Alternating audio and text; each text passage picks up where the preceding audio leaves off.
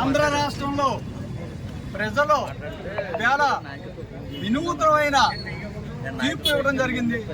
ఈ తీర్పు జగన్మోహన్ రెడ్డి గారికి ఒక చెంప పెట్టి లాంటిది ఇది. ఎందుకంటే మన స్వతంత్రం వచ్చిన తర్వాత ఇంతవరకు ప్రతిపక్ష హోదా కోల్పోయినటువంటి ముఖ్యమంత్రి ఎవరంటే జగన్మోహన్ రెడ్డి. ఇంతవరకు ఎప్పుడూ కూడా ప్రతిపక్ష హోదా కోల్పోవడం అంటూ ఎప్పుడు మనం చూడలేదు.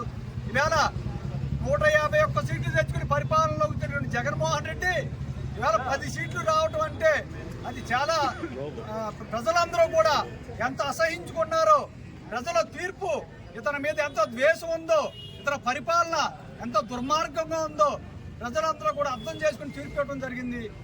ప్రజలు న్యాయ నిర్ణేతలు, ప్రజల తీర్పు ఎప్పుడూ కూడా ఇలాగే ఉంటుంది. మన ప్రజల్ని మనం ఏదన్నా అనుకుంటే మన ఎలక్షన్లో వెళ్ళేటప్పుడు వాళ్ళు ఎవరు కూడా మౌనం వహిస్తూ ఉంటారు, వాళ్ళు ఏవి కూడా మనకు చెప్పరు. కానీ బ్యాలెట్ పేపర్లో వాళ్ళ మనసులో ఏదుంటే అది చేసి నిరూపిస్తారనడానికి ఇది ఒక ఉదాహరణ. ఖచ్చితంగా ఆంధ్ర రాష్ట్ర ప్రజలందరూ కూడా చంద్రబాబు నాయుడు గారు ముఖ్యమంత్రి కావాలని కోరుకున్నారు.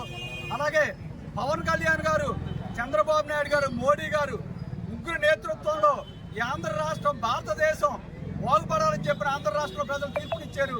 ఖచ్చితంగా ఆంధ్ర రాష్ట్రానికి మంచి రోజులు వస్తాయి. ఆంధ్ర రాష్ట్రంలో ప్రజలందరూ కూడా రేపు రాబోయే రోజుల్లో ఆంధ్ర రాష్ట్రం అభివృద్ధి చేయడానికి ఈ ముగ్గురు కూడా మనకు ఉపయోగపడతారని చెప్పని మనం అందరం కూడా ఈవేళ ఆంధ్ర రాష్ట్రం సర్వనాశనం అయిపోయింది. ఈవేళ అప్పుల మాయంతో ఉంది ఈవేళ ఆంధ్ర రాష్ట్రం.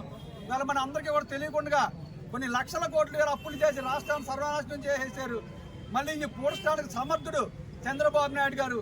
వీళ్ళ ముగ్గురు నేతృత్వంలో ఆంధ్ర రాష్ట్రం బాగుపడాలని చెప్పని మనం అందరం కూడా వీళ్ళ వెన్నంటూ ఉండి మళ్ళీ ఆంధ్ర రాష్ట్రాన్ని బాగుపడే వరకు కూడా మనం అందరం కూడా పోరాడదామని చెప్పని కోరుకుంటూ జై చంద్రబాబు నాయుడు గారు, జై పవన్ కళ్యాణ్ గారు, జై మోడీ గారు.